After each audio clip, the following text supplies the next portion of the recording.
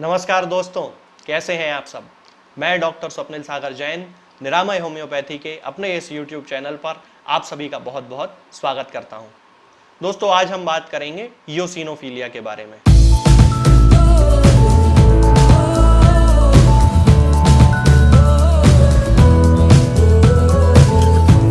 तो दोस्तों, इयोसिनोफिलिया के बारे में जानने के पहले हमें यह जानना जरूरी है कि इयोसिनोफिल्स होते क्या हैं।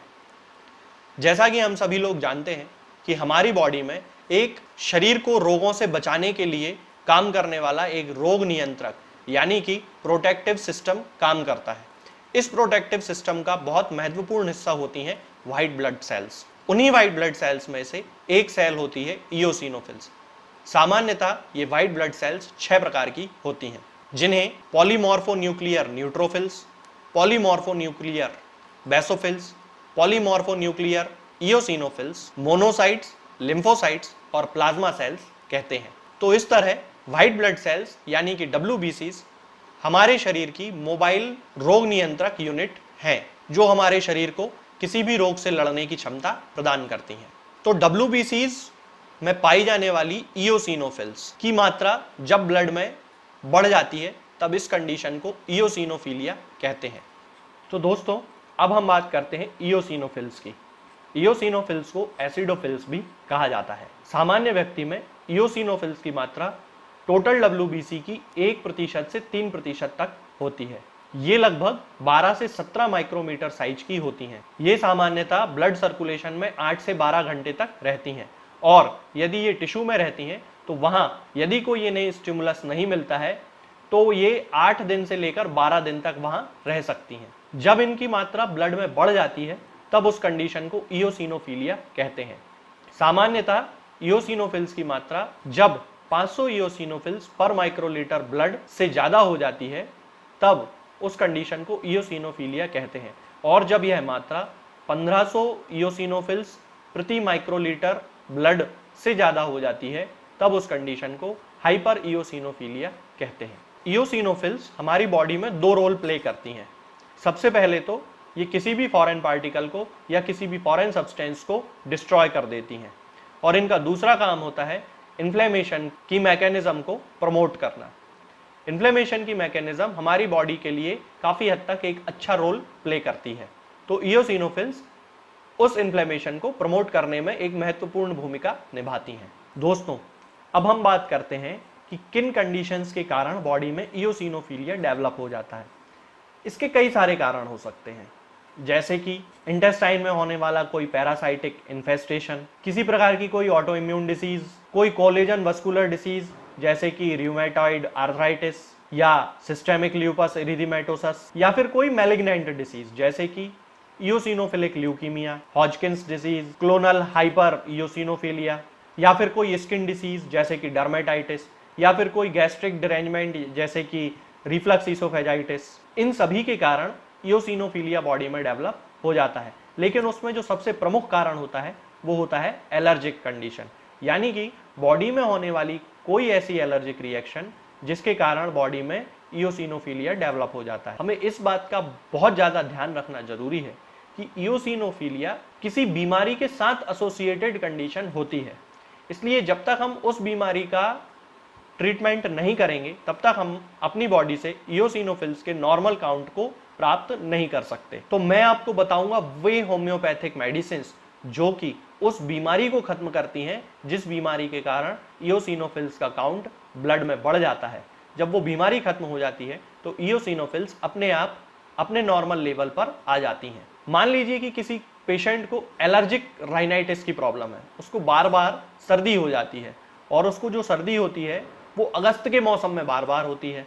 तो उस कंडीशन में जब उसको सर्दी हो रही है, उसकी नाक से बहुत ज़्यादा पानी आ रहा है, उसको बार बार छींकें आ रही हैं, उस कंडीशन में हमें एलियम सीपा 30 पोटेंसी में यूज़ करना चाहिए।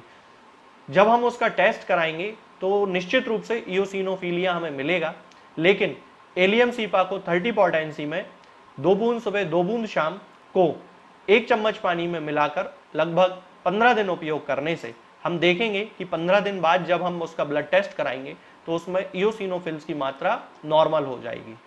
इसी प्रकार यदि किसी पेशेंट को एलर्जिक राइनाइटिस या सर्दी की समस्या या जुकाम की समस्या ऑटम सीजन यानी कि सितंबर से लेके दिसंबर के महीने के बीच होती है, और उसको इसी बीच ब्रोंकाइटिस भी हो जाता है या कभी कभी एस्थमेटिक सिम्टम्स भी डेवलप होने लगते हैं, और उसके साथ साथ इओसिनोफिल्स की मात्रा भी उसके ब्लड में बढ़ जाती है, यानी कि इओसिनोफिलिया डेवलप हो जाता है। तब उस कंडीशन में हमें डल्गामारा 30 पोटेंसी में यूज करना चाहिए। इसकी 2 बूंद सुबह 2 बूंद शाम को 1 चम्मच पानी में मिलाकर यूज करना चाहिए। यदि किसी पेशेंट को डस्ट से एलर्जी है, धूल से एलर्जी है, और उस धूल में जाने के कारण उसके इओसिनोफिल्स बढ़ जाते हैं, तब उस कंडीशन में हमें लाइकोपर्सिकम एस्क्यूलेंटम का मदर टिंचर यूज करना चाहिए। इसकी 10 बूंद सुबह और 10 बूंद शाम को आधे कप पानी में मिलाकर जब हम उपयोग करते हैं, तो न केवल उस पेशेंट की डस्ट से एलर्जी पूरी तरह खत्म हो जाती है, बल्कि उस एलर्जी के कारण बढ़ने वाले उसके इओसिनोफिल्स काउंट यानी कि इओसिनोफिलिया भी पूरी तरह से खत्म हो जाता है। अब यदि किसी पेशेंट को स्किन की कोई एलर्जी है और स्किन की उस एलर्जी के कारण उस पेशेंट में इओसिनोफिल काउंट्स तो बढ़ ही रहे हैं, और उसके साथ साथ उसकी स्किन में क्रस्टी इरप्शंस डेवलप हो रहे हैं, यानी कि उसकी स्किन के ऊपर डेड सेल्स की एक लेयर बन रही है, तब उस कंडीशन में हमें ग्रेफाइटिस 30 पोटेंसी में यूज करना चाहिए। उससे हम देखेंगे कि ना केवल उसकी इरप्शंस जो हैं वो ठीक हो जाते हैं, बल्कि उसका इओसिनोफिल काउंट भी नॉर्मल हो जाता है। यदि किसी पेशेंट को धुएं से एलर्जी है और धुएं के कारण उसमें ब्रोंकाइटिस या अस्थमा के सिम्टम डेवलप हो जाते हैं और उसके साथ साथ इओसिनोफिलिया भी हो जाता है, तब उस कंडीशन में हमें नेट्रामार्स 30 पोटेंसी में यूज करना चाहिए। तरीका बिल्कुल वही है, 2 बूंद सुबह 2 बूंद शाम को 1 चम्मच पानी में मिलाकर हमें इसे उपयोग करना चाहिए। दोस्तों, एक बीमारी होती है जिसे अर्टिकेरिया कहते हैं, या ले लैंग्वेज या सामान्य भाषा में इसे शीतन फूटना या शीतन होना कहते हैं। इस बीमारी में शरीर में लाल कलर के बड़े बड़े स्पॉट्स पड़ जाते हैं, उनमें बहुत ज़्यादा इचिंग होती है, पेशेंट को उस इचिंग के कारण बहुत ज़्यादा रेस्टलेसनेस होती है। जब भी कभी हम उस पेशेंट का टोटल WBC काउंट कराते हैं या कंप्लीट ब्लड पिक्चर टेस्ट कराते हैं, तब उस कंडीशन में हमें उसके इओसिनोफिल्स बढ़े हुए मिलते हैं। यदि किसी पेशेंट को अर्टिकेरिया के कारण इओसिनोफिलिया उसकी बॉडी में डेवलप हो रहा है, तब उस कंडीशन में हमें अर्टिका यूरेंस मदर टिंचर 10 बूंद सुबह 10 बूंद शाम को 1 कप पानी में या आधे कप पानी में मिलाकर यूज करना चाहिए, और उसके साथ साथ एपिस मेलिफिका 200 की 2 बूंद सुबह 2 बूंद शाम को 1 चम्मच पानी में मिलाकर उपयोग करना चाहिए। इससे न केवल उसका अर्टिकेरिया ठीक होता है, बल्कि उस अर्टिकेरिया के होने के कारण जो इओसिनोफिलिया उसकी बॉडी में आ गया है वो भी पूरी तरह से खत्म हो जाता है। यदि किसी पेशेंट को कोई इंजुरी हो गई है, वहां पर कोई घाव पड़ गया है और उस घाव में पस पड़ गई है, तब पस पड़ने के कारण उसकी बॉडी में निश्चित रूप से इओसिनोफिल्स के काउंट बढ़ जाएंगे। यदि ये कंडीशन कई दिनों तक चल रही है, तब उस कंडीशन में हमें साइलिशिया 30 पोटेंसी में 2 बूंद सुबह 2 बूंद शाम को 1 चम्मच पानी में मिलाकर हमें उसका उपयोग करना चाहिए।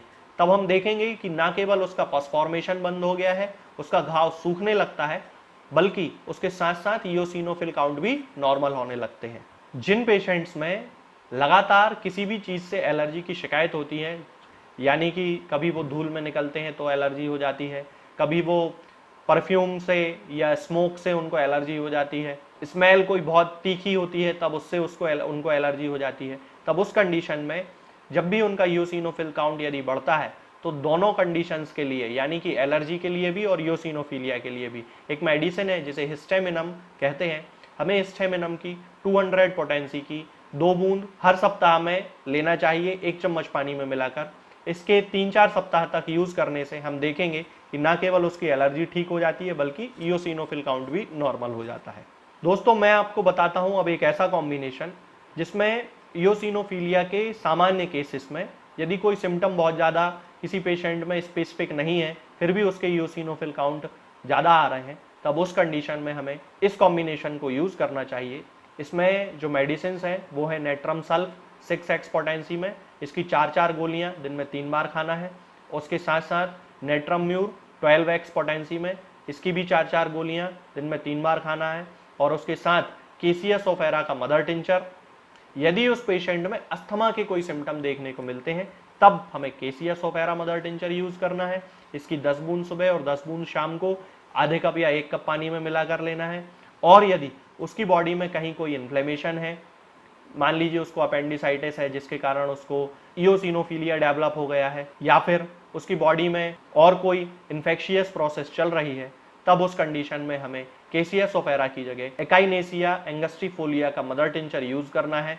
इसकी भी 10-10 बूंद सुबह शाम लगभग 1 कप या आधे कप पानी में मिलाकर उपयोग करना चाहिए।